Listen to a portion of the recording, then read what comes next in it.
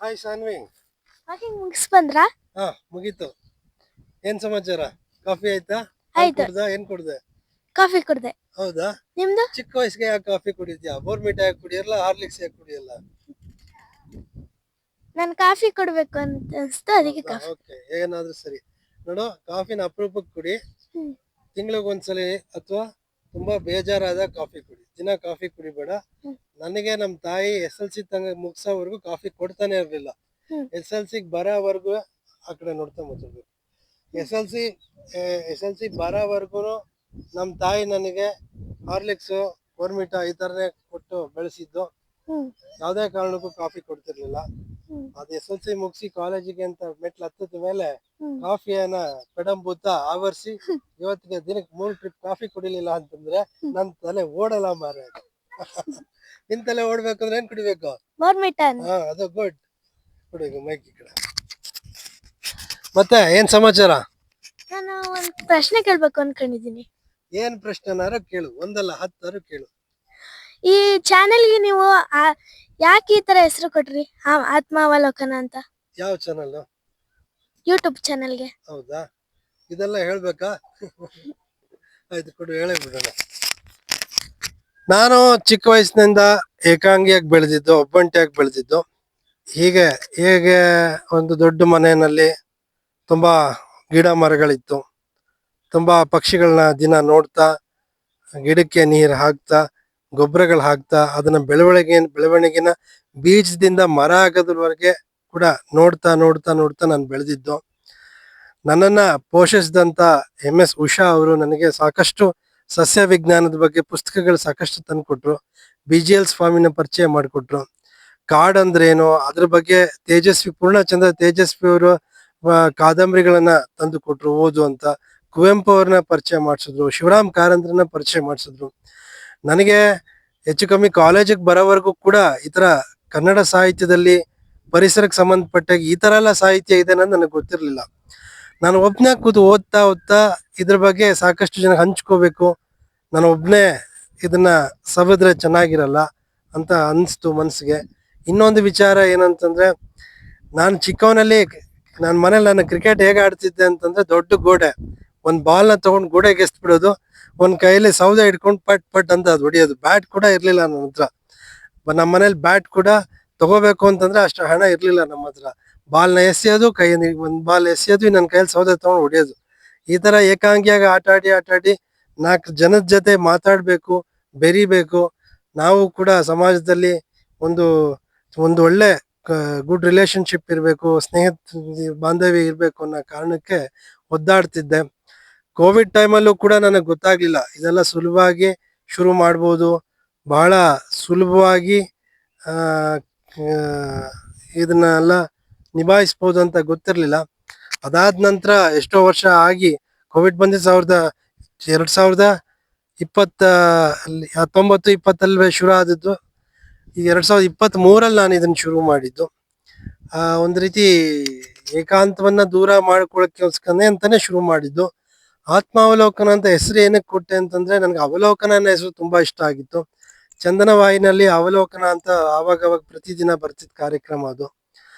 ತುಂಬಾ ಹೆಸರು ಮಾಡಿರುವಂತ ಸಾಹಿತಿಗಳಿರ್ಬೋದು, ಸಂಗೀತಗಾರರಿರ್ಬೋದು, ಸಮಾಜ ಸೇವಕರಿರ್ಬೋದು, ಇಂಥರ ದೊಡ್ಡ ದೊಡ್ಡ ಸಾಧಕರನ್ನೆಲ್ಲ ಅದ್ರಲ್ಲಿ ತೋರಿಸ್ತಾ ಇದ್ರು. ಅದನ್ನ ನೋಡಿ ನೋಡಿ ನನಗೂ ಆ ಹೆಸರು ಸ್ವಲ್ಪ ಹಚ್ಚಿಳ್ದಂಗೆ ಆಗಿದೆ ಅಷ್ಟೇ. ಈ ಯೂಟ್ಯೂಬ್ ತುಂಬಾ ಚೆನ್ನಾಗಿ ನಡೀತಿದೆ, ಮುಂದುವರ್ಲಿ ಅಂತ ನನ್ನ ಕೋರಿಕೆ ಅಷ್ಟೇ. ಒಂದು ಚೆನ್ನಾಗಿ ನಡೀತಿದೆ ಅಂತಂದ್ರೆ ಅದಕ್ಕೆ ಪ್ರೇಕ್ಷಕರ ಕಾರಣ, ವೀಕ್ಷಕರ ಕಾರಣ, ನನ್ನ ಹಿತೈಷಿಗಳ ಕಾರಣ. 0ಇಂದ ಇವತ್ತು 801ಕ್ಕೆ ಬಂದು ನಿಂತಿದೆ. 800 ಅನ್ನೋ ಸಂಖ್ಯೆನು ಬಹಳ ಸುಲಭ ಅಲ್ಲ.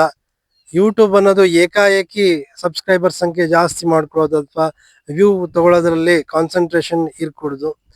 ಯೂಟ್ಯೂಬ್ ಬಗ್ಗೆ ನನ್ನದೇ ಆದಂತ ಅಭಿಪ್ರಾಯನ ನಿಮ್ಮ ಹತ್ರ ಹಂಚ್ಕೊಳ್ಳೋದಾದ್ರೆ, ಅದಕ್ಕೂ ಮುಂಚೆ ನಿಮ್ಮ ಪರಿಚಯನೂ ಆಗ್ಲಿ. ನಿನ್ನ ಹೆಸರೇನು ಪುಟ್ಟ, ನೀ ಯಾವ ಊರು ಏನು ಅಂತ ಒಂದೆರಡು ಮಾತು. ಸರ್, ನನ್ನ ಹೆಸರು ಸಾನ್ವಿ ಅಂತ. ನನ್ನ ಮೂಗುರೋಳು.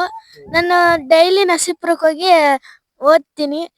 ನನ್ನ ಶಾಲೆ ಹೆಸರು LFC ಅಂತ. ಯಾವ ಸ್ಟ್ಯಾಂಡರ್ಡ್ ಓದ್ತಾ ಇದ್ಯಾ? ನಾನು 4th ಮುಗಿಸಿ 5th ಹೋಗ್ತಿದ್ದೆ. ಪುಟ್ಟ ಪುಟ್ಟ ಮಕ್ಕಳಿಗೆ ಅಂತ ಶಿವರಾಮ್ ಕಾರಂತರು ಬಾಲ ಪ್ರಪಂಚ ಅಂತ ಮಾಡಿದ್ರು, ಬಾಲವನ ಅಂತ ಕೂಡ ಮಾಡಿದ್ರು. ಅಂತಂದ್ರೆ ಸಾಹಿತ್ಯದ ಒಂದು ಆ ಒಂದು ವ್ಯಾಪ್ತಿನಲ್ಲಿ ಪುಟ್ಟ ಮಕ್ಕಳನ್ನ ಆಟ ಆಡ್ಸೋದೇ ನನಗೆ ಗೊತ್ತಿಲ್ಲ.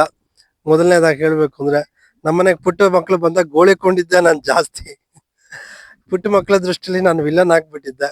ಯಾಕೆಂತಂದ್ರೆ ಯಾವ ಪುಟ್ಟ ಮಕ್ಳಿಗೂ ನಾನು ನಗಿಸ್ತಾ ಇರ್ಲಿಲ್ಲ, ಎಲ್ಲರಿಗೂ ಅಳಿಸಿನೇ ಮನೆಗೆ ಕಳಿಸ್ಬಿಟ್ಟಿದೀನಿ.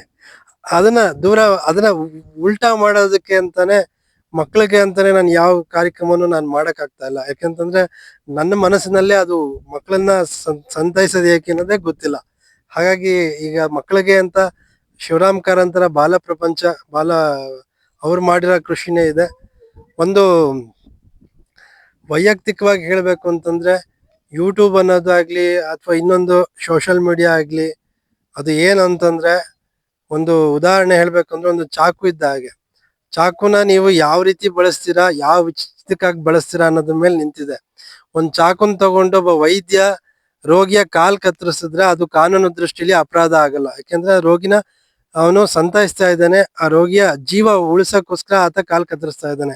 ತುಂಬಾ ಶುಗರ್ ಜಾಸ್ತಿ ಆದಾಗ ವೈದ್ಯರು ಹೇಳ್ಬಹುದು ನಿಮ್ಮ ಹೆಬ್ಬೆಟ್ಟ ಕತ್ತರಿಸ್ಬೇಕಾಗತ್ತೆ ಅಥವಾ ಕಾಲ್ನೇ ಕತ್ತರಿಸ್ಬೇಕಾಗತ್ತೆ ಅನ್ನೋ ಸನ್ನಿವೇಶಗಳು ಸಾಕಷ್ಟು ಮಂದಿಗೆ ಬಂದಿದೆ. ಅಲ್ಲಿ ನೋಡಿ, ವೈದ್ಯ ಅಂದ್ರೆ ಡಾಕ್ಟರ್ ಆದವರು ಚಾಕು ತಗೊಂಡು ರೋಗಿಯ ಕಾಲ್ ಕತ್ತರಿಸಿದ್ರೆ ಏನು ಸಮಸ್ಯೆ ಇಲ್ಲ. ಅದೇ ನಮ್ಮಂತ ಸಾಮಾನ್ಯ ಜನ ಹೋಗಿ ಚಾಕು ತಗೊಂಡು ಇನ್ನೊಬ್ರಿಗೆ ತಿವಿದ್ರೆ ಅದು ಕಾನೂನು ದೃಷ್ಟಿಲಿ, ಲೋಕ ದೃಷ್ಟಿಲಿ ದೊಡ್ಡ ಅಪರಾಧ ಆಗ್ತದೆ, ವ್ಯಕ್ತಿಯ ಕೊಲೆ ಆಗುತ್ತೆ. ಅದೇ ರೀತಿ ಒಂದು ಸೋಷಿಯಲ್ ಮೀಡಿಯಾ ಆಗಿರ್ಬೋದು, ಫೇಸ್ಬುಕ್ ಆಗಿರ್ಬೋದು, ಇನ್ಸ್ಟಾಗ್ರಾಮ್ ಆಗಿರ್ಬೋದು, ಯೂಟ್ಯೂಬ್ ಆಗಿರ್ಬೋದು, ಇದು ಎಲ್ಲವೂ ನಮ್ಮ ಕೈ ಹಿಡಿತದಲ್ಲಿದೆ, ನಮ್ಮ ಒಂದು ಮನಸ್ಸಿನ ಹಿಡಿತದಲ್ಲಿದೆ. ಸಮಾಜಕ್ಕೆ ಒಳ್ಳೇದಾಗೋಕ್ಕೋಸ್ಕರ ನಾವು ಇದನ್ನ ಬಳಸಿದ್ರೆ ಅದು ನಮಗೆ ಒಳ್ಳೆ ಫಲಿತಾಂಶ ಕೊಟ್ಟಿದೆ ಅನ್ನೋದಕ್ಕೆ ನಾನೇ ಸಾಕ್ಷಿ. ಮೈಸೂರಿನಲ್ಲಿ ನಾನು ಹುಟ್ಟಿದ್ ಬೆಳೆದಿದ್ದು, ಮೈಸೂರಿನಲ್ಲಿ ವಾಸವಾಗಿದ್ದೇನೆ. ಸಾಕಷ್ಟು ಕಲಾವಿದರ ಪರಿಚಯ ಈಗಾಗಲೇ ಆಗಿದೆ. ಸಾಕಷ್ಟು ಕಲಾವಿದರು ನಮ್ಮ ಒಂದು ಯೂಟ್ಯೂಬ್ ಚಾನೆಲ್ ನೋಡಿ ಪ್ರಶಂಸೆ ಮಾಡಿದ್ದಾರೆ. ತುಂಬಾ ಚೆನ್ನಾಗಿ ಮೂಡಿ ಬರ್ತಿದೆ, ಹಿಂಗೆ ಕಂಟಿನ್ಯೂ ಮಾಡಿ, ಬಿಡಬೇಡಿ ಅಂತ ಹೇಳಿ ಅವರು ಕೂಡ ಸಬ್ಸ್ಕ್ರೈಬ್ ಆಗಿ ಒಂದು ರೀತಿ ಜೀವ ತುಂಬ್ತಾ ಇದ್ದಾರೆ. ಉದಾಹರಣೆಗೆ ಹೇಳ್ಬೇಕು ಅಂದ್ರೆ ಈ ಒಂದು ಆತ್ಮಾವಲೋಕನ ಯೂಟ್ಯೂಬ್ ವಾಹಿನಿಯಲ್ಲಿ ನಾನು ಜಾಸ್ತಿ ಕರ್ನಾಟಕ ಶಾಸ್ತ್ರೀಯ ಸಂಗೀತ ಕಾರ್ಯಕ್ರಮನ ಜಾಸ್ತಿ ಪ್ರಸಾರ ಮಾಡ್ತಾ ಇದ್ದೇನೆ. ಯಾಕೆಂತಂದ್ರೆ ಅದು ನನಗೆ ತುಂಬಾ ಇಷ್ಟ ಇತ್ತು. ಚಿಕ್ಕವನಿದ್ದಾಗಿಂದ ನಾನು ಗಾಯಕನಾಗಿ ಹೊರಹೊಮ್ಮ ಆಗ್ಲಿಲ್ಲ. ಮೃದಂಗ ಕಲ್ತು ಮೃದಂಗ ಕಲಾವಿದನ ಆಗುವಾಗ ಒಂದು ಹುಮ್ಮಸ್ನಲ್ಲಿ ಹೊರಟಿದ್ ನಾನು. ಕಾರಣಾಂತರಗಳಿಂದ ಅದನ್ನ ಕಲೀಲಿಕ್ಕೆ ಆಗ್ಲಿಲ್ಲ. ಹಾಗಾಗಿ ಜಾಸ್ತಿ ಕರ್ನಾಟಕ ಶಾಸ್ತ್ರೀಯ ಸಂಗೀತನ ಮೃದಂಗ ಇರೋ ಒಂದು ಕಾರ್ಯಕ್ರಮ ನೋಡೋದ್ರಿಂದ ಅದನ್ನೇ ಜಾಸ್ತಿ ಪ್ರಸಾರ ಮಾಡಿದ್ದೀನಿ. ಅದರಲ್ಲಿ ಸಾಕಷ್ಟು ರಮಾವಿ ಬೆನ್ನೂರ್ ಇರ್ಬೋದು, ಅವರು ಕೂಡ ಬೆನ್ ತಟ್ಟಿದ್ದಾರೆ. ಸುಕನ್ಯಾ ಪ್ರಭಾಕರ್ ಮೇಡಮ್ ಇರ್ಬೋದು, ಅವರು ಕೂಡ ಜಾಸ್ತಿ ಪ್ರಶಂಸೆ ಮಾಡಿದ್ದಾರೆ. ಶಶಿಧರ್ ಕೋಟೆ ಅವರು ಕೂಡ ಒಂದು ಕಾಮೆಂಟ್ ಮಾಡೋ ಮುಖಾಂತರ ಪ್ರಶಂಸೆ ಮಾಡಿದ್ದಾರೆ, ತುಂಬಾ ಚೆನ್ನಾಗಿ ಮೂಡಿ ಬರ್ತಿದೆ ಅಂತ. ಇನ್ನು ಮೈಸೂರಿನ ವೈಲಿನ್ ದಿಗ್ಗಜರಾದಂತ ನಾಗರಾಜ್ ಸರ್ ಮತ್ತು ಮಂಜುನಾಥ್ ಸರ್ ಅವರು ಕೂಡ ಸಾಕಷ್ಟು ಕಾರ್ಯಕ್ರಮಗಳನ್ನ ವೀಕ್ಷಣೆ ಮಾಡಿ ತುಂಬಾ ಚೆನ್ನಾಗಿ ಬರ್ತಾ ಇದೆ, ಮುಂದುವರಿಸಿ ಅಂತ ಪ್ರಶಂಸೆ ಮಾಡಿದ್ದಾರೆ. ನಂಜುಂಡ ಸ್ವಾಮಿ ಅವರಿದ್ದಾರೆ, ವಿದ್ವಾನ್ ನಂಜುಂಡ ಸ್ವಾಮಿ ಅವರು ಕೂಡ ವೀಣೆ ಇದರಲ್ಲಿ ಅವರು ದೊಡ್ಡ ಹೆಸರು ಮಾಡಿದವರು. ಅವರು ಕೂಡ ಪ್ರಶಂಸೆ ಮಾಡಿದ್ದಾರೆ, ತುಂಬಾ ಚೆನ್ನಾಗಿ ಬರ್ತಾ ಇದೆ ಅಂತ ಪ್ರಶಂಸೆ ಮಾಡಿದ್ದಾರೆ. ಒಂದು ಏನಂತಂದ್ರೆ ಇನ್ನೊಬ್ರು ಹೊಗಳ್ತಾರೆ ಅನ್ನೋದಕ್ಕೋಸ್ಕರ ನಾನು ಇದನ್ನ ಮಾಡ್ತಾ ಇಲ್ಲ. ನನ್ನ ಒಂದು ಸಂತೃಪ್ತಿ, ನನ್ನ ಒಂದು ಆತ್ಮವಿಶ್ವಾಸಕ್ಕನ್ನ ಹೆಚ್ಚಿಸಿಕೊಳ್ಳೋದಕ್ಕೋಸ್ಕರ ಇದನ್ನ ಮಾಡ್ತಾ ಇದ್ದೇನೆ. ಹಿಂದೆ ಎಲ್ಲ ನಾನು ಸಿನಿಮಾ, ನಮ್ಮನೆ ಮೈಸೂರಿನ ಕಲಾಮಂದಿರದ ಎದುರುಗಡೆನೆ ಇತ್ತು. ಕಲಾಮಂದಿರಕ್ಕೆ ನಾನು ಭೇಟಿ ಕೊಟ್ಟು ಅಲ್ಲಿ ನಾಟಕಗಳಿರ್ಬೋದು, ಅಲ್ಲಿಯ ಸಾಹಿತ್ಯ ಚಟುವಟಿಕೆಗಳ ನನಗೆ ಆಸಕ್ತಿ ಇರಲಿಲ್ಲ. ನಾನು ಇತ್ತೀಚೆಗೆ ಆಸಕ್ತಿ ಬೆಳೆಸ್ಕೊಂಡಾಗ ಅಲ್ಲಿ ಮೈಮ್ ರಮೇಶ್ ಅವ್ರು ಇರ್ಬೋದು ಅಥವಾ ನಾಗರತ್ನ ಮೇಡಮ್ ಅವ್ರು ಇರ್ಬೋದು, ಎಲ್ಲರೂ ಕೂಡ ಒಂದು ರೀತಿ ಪರಿಚಯ ಆಗಿದ್ದಾರೆ. ಎಲ್ಲರೂ ಕೂಡ ಒಂದು ರೀತಿ ನನ್ನನ್ನು ಕಲಾವಿದನಾಗಿ ಮಾಡಿಟ್ಟಿದ್ದಾರೆ, ಕಲಾವಿದನಾಗಿ ರೂಪಿಸ್ತಾ ಇದ್ದಾರೆ ನನ್ನ ಬದುಕನ್ನು ಕೂಡ. ಯಾಕಾಗ್ಬಾರ್ದು ನೋಡಿ. ಎಲ್ಲದಕ್ಕಿನ್ನ ಇನ್ನೊಂದು ವಿಚಾರ ಹೇಳ್ಬೇಕು ಅಂತಂದ್ರೆ, ಯೂಟ್ಯೂಬ್ ಅನ್ನೋದು ಒಂದು ಕಲಿಕೆಯ ಪ್ಲಾಟ್ಫಾರ್ಮ್. ಈಗ ಹೇಗೆ ನಾವು ಚಿಕ್ಕ ಮಕ್ಕಳಿಂದ ಹಿಡಿದು ದೊಡ್ಡವರವರೆಗೂ ಕೂಡ ಒಂದು ಶಾಲೆಗೋ ಕಾಲೇಜ್ಗೋ ಹೋಗಿ ಕಲಿತೇವೆ, ಇದು ನಾವು ಇದ್ದ ಕಡೆನಲ್ಲಿ ನಾವು ಕಲಿಯುವಂತಕ್ಕಂಥ ರಂಗವೇದಿಕೆ. ಇದು ಯಾವ ತರ ಅಂತ ಮುಂದೆ ಹೇಳ್ತೀನಿ. ಮುಂದಿನ ಪ್ರಶ್ನೆ ಏನಿದೆ ಹೇಳಿ. ನೀವು ಯಾವಾಗಿಂದ ಈ ಚಾನೆಲ್ ನಡೆಸ್ತಿದ್ದೀರಾ? ನಾನು 3 ವರ್ಷ ಆಯ್ತು ಶುರು ಮಾಡಿ. 3 ವರ್ಷದಿಂದ 6 ಕೇಳಲ್ಲ 3 ಇಳಿಯಲ್ಲ ಅಂತಾರಲ್ಲ, ಆ ರೀತಿ ಬರ್ತಾ ಇದ್ದೀನಿ. ಈಗ ಮೊನ್ನೆ 801 ಆಗಿದೆ. ಎಲ್ಲಾ ಪ್ರೇಕ್ಷಕರಿಗೂ ಕೂಡ ಧನ್ಯವಾದ ಹೇಳ್ತೇನೆ. ಇನ್ನೊಂದು ಮಾತು ಕೇಳ್ಕೊಳ್ಳೋದು ಏನು ಅಂತಂದ್ರೆ, ನನ್ನ ವಾಹಿನಿಯಲ್ಲಿ ನೀವು ಯಾವ ರೀತಿ ಕಾರ್ಯಕ್ರಮವನ್ನ ನಿರೀಕ್ಷಿಸ್ತಿದ್ದೀರಾ, ಯಾವ ಕಾರ್ಯಕ್ರಮಗಳು ಬಂದ್ರೆ ನಿಮಗೆ ಒಂದು ರೀತಿ ತುಂಬಾ ಚೆನ್ನಾಗಿರುತ್ತೆ ಅಂತ ನಿಮ್ಮ ಅಭಿಪ್ರಾಯ ಇದ್ರೆ ತಕ್ಷಣ ಕಾಮೆಂಟ್ ಮಾಡಿ. ಅದು ನೆಗೆಟಿವ್ ಇರ್ಬೋದು ಅಥವಾ ಪಾಸಿಟಿವ್ ಇರ್ಬೋದು, ಎರಡನ್ನೂ ನಾವು ಅಕ್ಸೆಪ್ಟ್ ಮಾಡ್ಕೊಳ್ಳೋಕೆ ಸಿದ್ಧ ಅಂತ ಹೇಳ್ತೀವಿ. ಈ ಯೂಟ್ಯೂಬ್ ಬಗ್ಗೆ ಚಾನಲ್ ಬಗ್ಗೆ ನಂಗೆ ತಿಳಿಸ್ಕೊಟ್ಟಿದ್ದೆ ಧನ್ಯವಾದ ಸರ್. ಇನ್ನೊಂದು ವಿಚಾರ ಹೇಳಿ ಮುಗಿಸ್ತೀನಿ. ನೀವು ಕೂಡ ಯೂಟ್ಯೂಬ್ ಚಾನಲ್ ಕ್ರಿಯೇಟ್ ಮಾಡಿ ಅದನ್ನ ಒಂದು ರೀತಿ ಸಮಾಜದ ಜೊತೆಯಲ್ಲಿ ಬೆರೆಯೋದಕ್ಕೆ ತುಂಬಾ ಅನುಕೂಲ ಆಗುತ್ತೆ.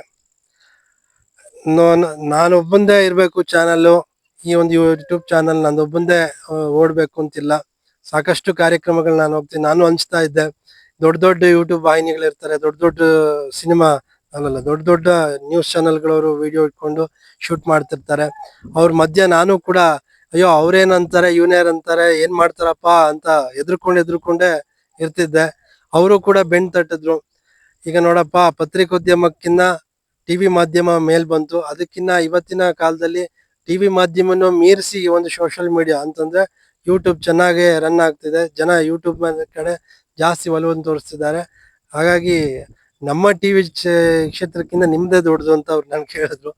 ಆದ್ರೂ ಕೂಡ ಈ ಮಾಧ್ಯಮ ಅಂದ್ರೆ ಎಲ್ಲರೂ ಬೇಕು. ಅವರಿಂದನೂ ನಾವು ಕಲಿತಿರ್ತೀವಿ, ಅವರಿಂದನೂ ಕೂಡ ನಾವು ಸುದ್ದಿಗಳನ್ನ ಕ್ಯಾಚ್ ಮಾಡ್ತಿರ್ತೀವಿ. ಅವ್ರನ್ನು ಕೂಡ ಥ್ಯಾಂಕ್ಸ್ ಹೇಳ್ತಾ, ಇನ್ನೊಂದು ವಿಚಾರ ಏನಂತಂದ್ರೆ, ಇದು ಹೇಗೆ ಕಲಿಕಾ ವೇದಿಕೆ ಆಗುತ್ತೆ ಅಂತ ನಾನು ನಿಮ್ಮ ಹತ್ರ ಹೇಳ್ಬೇಕು. ಈಗ ನೀವು ಯಾವ್ದೋ ಒಂದು ಯೂಟ್ಯೂಬ್ ಚಾನಲ್ ಮಾಡ್ತೀರಾ, ಅದು ಈಗ ಉದಾಹರಣೆಗೆ ಇಟ್ಕೊಳ್ಳಿ, ಅಡಿಗೆ ಮನೆಯ ಕಾರ್ಯಕ್ರಮಗಳು ತೋರಿಸ್ಬೇಕು ಅಂತೀರಾ, ಬಗೆ ಅಡಿಗೆಗಳು ಮಾಡ್ತೀರಾ. ಇನ್ನೊಬ್ರು ಜನಕ್ಕೆ ತಲುಪ್ಲಿ ಅನ್ನೋ ಉದ್ದೇಶಕ್ಕೆ ನೀವು ಇಳಿದ್ರು ಕೂಡ ಬ್ಯಾಕ್ ಗ್ರೌಂಡ್ ಅಲ್ಲೇ ನೀವು ಕೂಡ ಅದ್ರ ಬಗ್ಗೆ ಕಲ್ತ್ಕೊತಾ ಹೋಗ್ತಿರ್ತೀರಾ. ನಿಮಗದು ಗೊತ್ತಾಗಲ್ಲ. ಈಗ ನಾಳೆ ದಿನ ನಾನು ಯಾವ್ದೋ ಒಂದು ಪಲಾವ್ ಮಾಡೋದನ್ನ ಜನಕ್ಕೆ ತೋರಿಸ್ಬೇಕು, ವಿಶೇಷವಾದ ಪಲಾವ್ ಮಾಡೋದು ನಂಗೆ ಗೊತ್ತು, ನೀವು ತೋರಿಸ್ಬೇಕು ಅಂದ್ರೆ ಹಿಂದಿನ ದಿನ ಅದಕ್ಕೆ ತಯಾರಿ ಮಾಡ್ಕೊಂಡಿರ್ತೀರಾ. ಒಂದ್ಸಲಿ ಅದನ್ನ ಮಾಡಿ ಘಮ ಅಂತ ನೀವು ಕೂಡ ಸವದಿರ್ತೀರಾ. ಅಂದ್ರೆ ಏನೇ ಹೇಳ್ತಾ ಇದ್ದೀನಿ ಅಂತಂದ್ರೆ, ನಾವು ಇದೊಂದು ರೀತಿ ಪ್ರಾಧ್ಯಾಪಕ ಅಥವಾ ಶಿಕ್ಷಕರ ರೀತಿ. ವಿದ್ಯಾರ್ಥಿ ದೊಡ್ಡವರು, ಪಾಠ ಹೇಳೋ ಮೇಷ್ಟ್ರು ದೊಡ್ಡವರು ಅಂತಂದ್ರೆ, ಪಾಠ ಹೇಳೋ ಮೇಷ್ಟ್ರೆ ನಿಜವಾದ ವಿದ್ಯಾರ್ಥಿ. ಯಾಕೆಂತಂದ್ರೆ 4 ಜನಕ್ಕೆ ಅವ್ರು ಪಾಠ ಹೇಳ್ಬೇಕು ಅಂದ್ರೆ ಅವರು ಪ್ರತಿದಿನ ಶ್ರಮ ಪಟ್ಟು ಅದ್ರ ಬಗ್ಗೆ ಓದ್ತಾ ಇರ್ತಾರೆ, ಅದ್ರ ಬಗ್ಗೆ ತಿಳ್ಕೊತಾ ಇರ್ತಾರೆ. ಅಕಸ್ಮಾತ್ ಏನಾರ 4 ಜನ ಶಿಷ್ಯಂದ್ರ ಮುಂದೆ ಅವ್ರು ಮಾಡಿದ ಪಾಠ ತಪ್ಪಾಗಿ ಏನಾರು ಹೇಳಿದ್ರು ಅಂತಂದ್ರೆ ಶಿಷ್ಯರ ದೃಷ್ಟಿನಲ್ಲಿ ಅಯ್ಯೋ ಇದೇನಪ್ಪ ನಮ್ ಗುರುಗಳು ನಾವು ತಿಳ್ಕೊಂಡಿರೋದಕ್ಕೆ ಅವ್ರಿಗಿಂತ ನಾವೇ ಚೆನ್ನಾಗಿ ತಿಳ್ಕೊಂಡಿದೀವಿ ಅಲ್ಲ ಅಂತ ಅವ್ರನ್ನ ಬಿಟ್ಟು ಮುಂದೆ ಹೋಗ್ತಾ ಇರ್ತಾರೆ. ಹಾಗೆ ಇದೊಂದು ಕಲಿಕೆಯ ವೇದಿಕೆ ಅಂತ ಹೇಳ್ತಾ, ಈ ಒಂದು ನಿಮ್ಮ ಪ್ರಶ್ನೆಗಳು ಕೂಡ ತುಂಬಾ ಸಮಂಜಸವಾಗಿತ್ತು ಸಾನ್ವಿ. ತುಂಬಾ ಚೆನ್ನಾಗಿ ಪ್ರಶ್ನೆಗಳು ಕೇಳಿದೆ. ನಿಮಗೂ ಕೂಡ ಧನ್ಯವಾದಗಳು ಅಂತ ಹೇಳ್ತಾ ಈ ಮಾತು ಮುಗಿಸ್ತಾ ಇದ್ದೀನಿ. ನಮಸ್ಕಾರ.